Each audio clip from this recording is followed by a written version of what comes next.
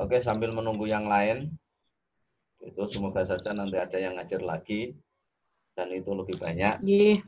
Kita mulai untuk pembelajaran daring kita, pembelajaran jarak jauh pada malam hari ini dengan materi yaitu sistem ekspresi pada manusia. Sistem ekspresi pada manusia.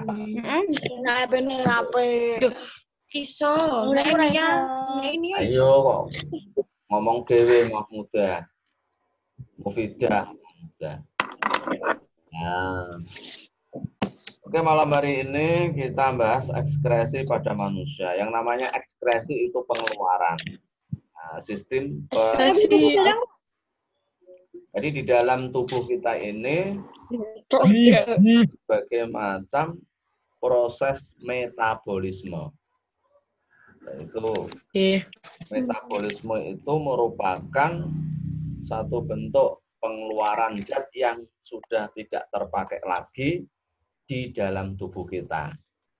Jadi makanan kita makan terus diserap oleh lambung kita.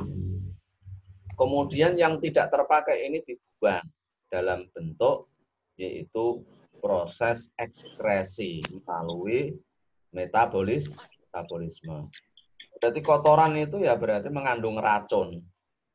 Jadi kalian kalau kepengen kepengen pipis, kepengen buang air besar, gitu ya, itu segera segera dihilangkan, nah, segera dikeluarkan.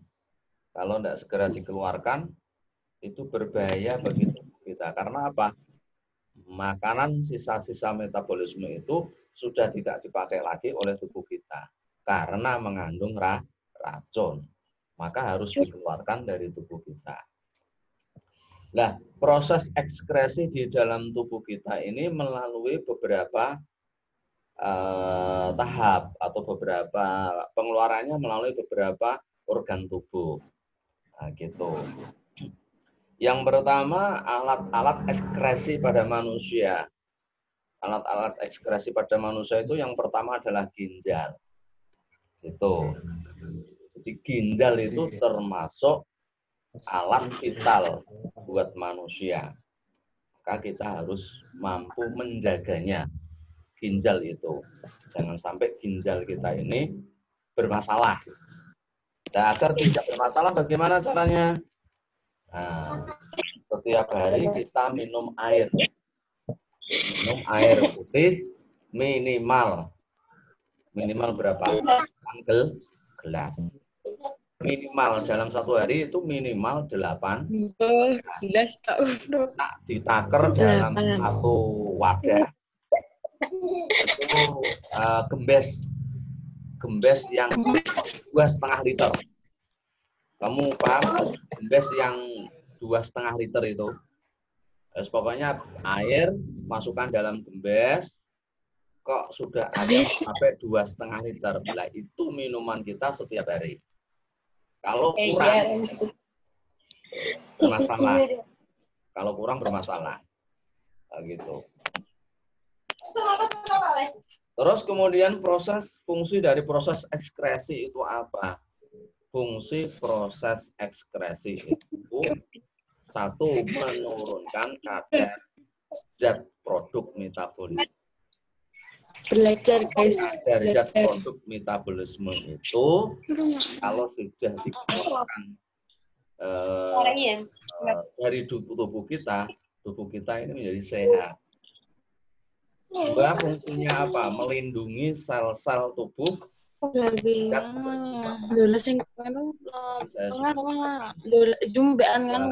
makanan yang tersisa dalam tubuh kita yang sudah tidak itu mengandung racun. Yang ketiga, menjaga keseimbangan cairan dalam tubuh. Makanya cairan kita di dalam tubuh kita itu berfungsi dengan baik, kita minum air putih yang banyak. Terus fungsi dari ekskresi yang keempat itu adalah membantu mempertahankan suhu tubuh. membantu mempertahankan suhu tubuh. Contohnya, misalkan ketika kita berolahraga. Ketika berolahraga itu, tubuh kita ini suhunya naik, panas. Nah, dalam rangka untuk menurunkan suhu tubuh, maka kita mengeluarkan keringat. Sehingga dengan keluarnya air keringat, suhu tubuh kita ini akan menjadi rendah kembali atau normal, stabil. Berarti yang namanya keringat itu termasuk racun. Makanya kalau seperti Mufida kan sering berkeringat. Ya, apa istilahnya itu? Keluarkan saja. Semakin kita banyak mengeluarkan keringat, tubuh kita semakin sehat. Maka kita disarankan oleh dokter untuk apa? Untuk berolahraga. Karena dengan berolahraga kita bisa mengeluarkan keringat. Secara otomatis, apa itu? Secara otomatis yaitu racun-racun itu keluar melalui kulit kita. Berarti yang kedua yaitu biasa itu dikeluarkan melalui lubang jalan belakang. Ya, tahu tak? Belakang. Yang dalam bentuk pisang. Dalam bentuk pisang. Itu pisang kita itu yang setiap hari atau setiap saat kita keluarkan itu mengandung racun. Makanya jangan ditahan-tahan. Kalau ditahan nanti berbahaya untuk tubuh kita. Yang ketiganya adalah dikeluarkan dalam bentuk urin. Dalam bentuk urin. Nah, urin itu dikeluarkan melalui jalan bagian depan. Berarti urin itu juga mengandung racun. Makanya kalau pipisnya jangan dimimi. Nah, terkadang malah seperti itu. Diincipi, nggak boleh diincipi. Begitu ya. Jadi urin dikeluarkan dalam bentuk urin lewat saluran depan, kemudian melalui dalam bentuk keringat melalui kulit, terus kemudian dalam bentuk pisang goreng lewat jalan belakang. Itu seperti itu. Kembali kepada alat-alat ekskresi pada manusia. Yang pertama disebut dengan ginjal. Tadi ginjal sudah saya terangkan bahwa ginjal itu merupakan buah pinggang. Terdiri dari dua buah. Nah, gitu. Ginjal bagian sebelah kanan dan sebelah kiri. Nah, di dalam ginjal itu terjadi suatu proses yang disebut dengan filtrasi atau namanya penyaringan. Jadi sisa-sisa makanan itu difilter di dalam ginjal. Ada proses yang namanya reabsorpsi. Reabsorpsi itu penyerapan kembali. Reabsorpsi, penyerapan kembali.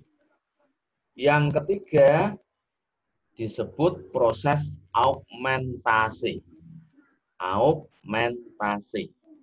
Augmentasi itu penambahan zat baru di dalam tubuh kita.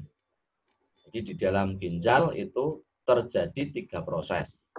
1 filtrasi, yang kedua reabsorpsi, dan yang ketiganya adalah augmentasi. Itu ya. Itu adalah proses terjadinya di dalam ginjal. Kemudian alat ekskresi yang kedua namanya kulit. Kita tahu sendiri bahwa kulit itu adalah merupakan suatu alat yang membungkus tubuh kita. Mulai dari organ paling luar sampai dengan organ paling dalam. Itu dibungkus oleh kulit. Nah, kulit yang paling luar itu namanya kulit ari. Kulit ari. Nah, jadi kulit yang paling luar itu namanya kulit ari. kembali lagi kulit itu terdiri dari 3 lapis. Yang pertama namanya epidermis. Epidermis itu kulit ari. Yang kedua dermis, lapisan kulit jangat. Dan yang ketiga itu subkutan atau jaringan bawah kulit. Jadi kulit itu jenisnya ada 3. Satu kulit ari atau disebut dengan epidermis. Yang kedua itu adalah kulit jangat atau yang disebut dengan dermis. Yang ketiga adalah jaringan ikat bawah atau subkutan. Subkutan.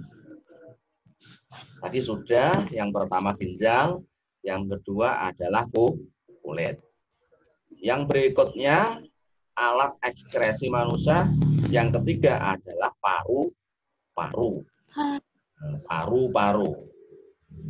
Paru-paru ini adalah sebagai alat untuk bernafas, alat pernafasan juga. Makanya yang namanya paru-paru ini di dalam ekskresi itu berfungsi sebagai apa ya? Menyerap, itu ya, menyerap O2 atau H2O. H2O itu air.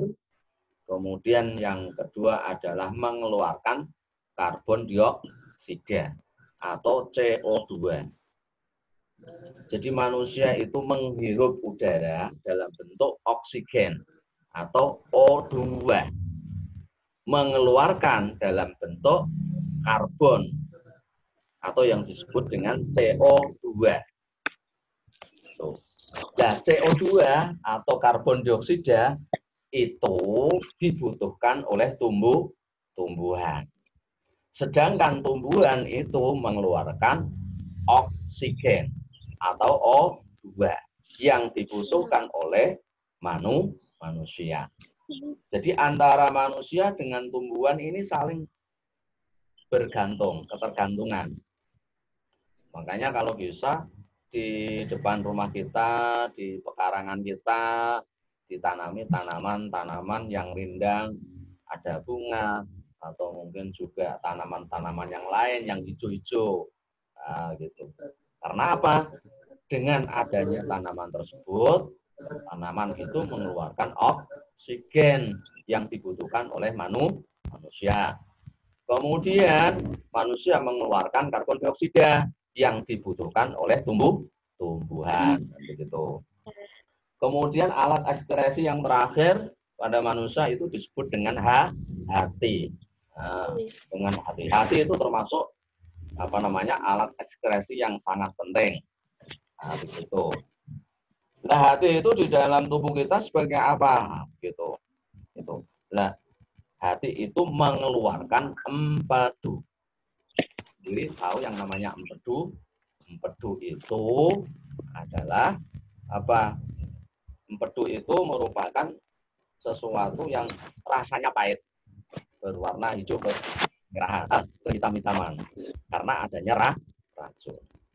Oke, sampai di sini ada yang mau bertanya? Mbak Vina, Mbak Kumerol, atau mungkin yang lain? Cindy, Silvina, mau tanya Mbak Kumerol? Tidak ada? Nah, kalau tidak ada saya lanjutkan. Gangguan pada alat ekskresi. Gangguan pada alat ekskresi yang pertama itu adalah nefritisa atau radang ginjal. Ginjalnya ini dong pecah-pecah. Jadi apa ya istilahnya? Ya rodok perih-perih, sengkring-sengkring. Nah, di situ. Kemudian ada yang disebut dengan batu ginjal. Ada yang namanya diabetes mellitus. Kemudian diabetes insipidus. Itu gangguan pada ginjal. Terus gangguan pada kulit. Contohnya seperti penyakit eksim. Kemudian ringbone. Ringbone itu contohnya seperti penyakit jamur. Nah, gitu. Terasa apa ya gatel-gatel lah. dikarenakan apa namanya itu kulit kering, terus kemudian kita tidak terlalu banyak mandi atau mungkin membersihkan tubuh kita. Yang ketiga adalah kanker kulit.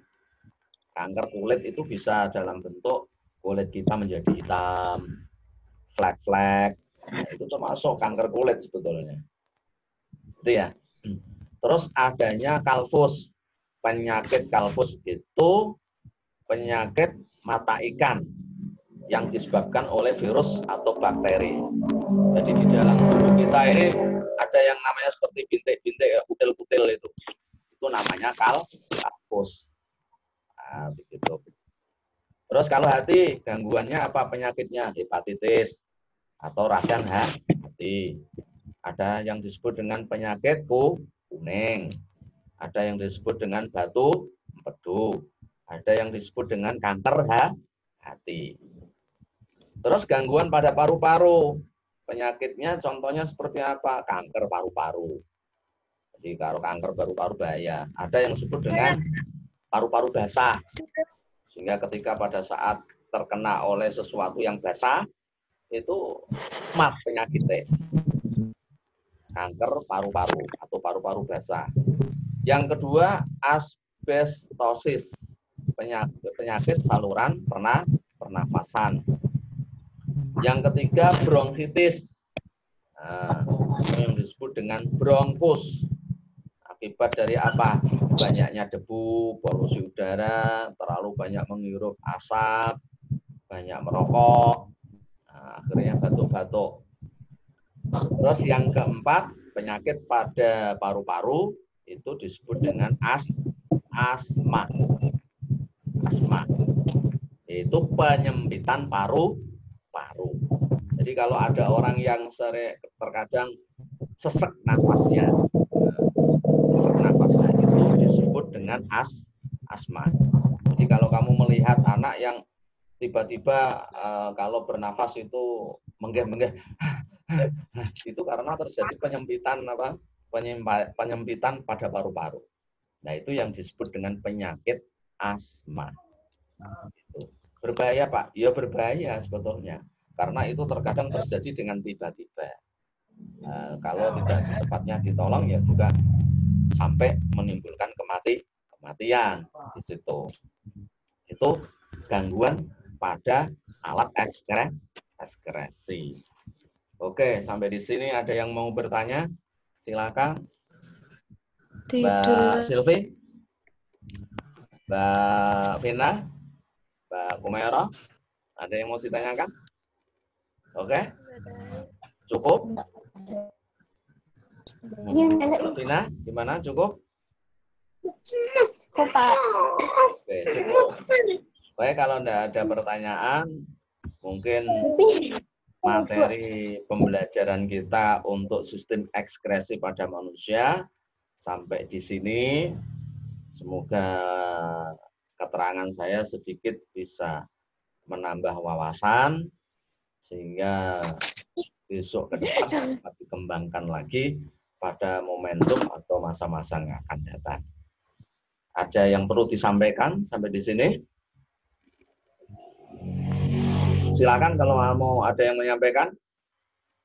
Kalau tidak ada, saya akhiri dulu. Nanti bisa bincang-bincang. Saya akhiri. Billahi taufiq wal hidayah. Assalamualaikum warahmatullahi wabarakatuh. Waalaikumsalam warahmatullahi wabarakatuh. Oke, terima kasih.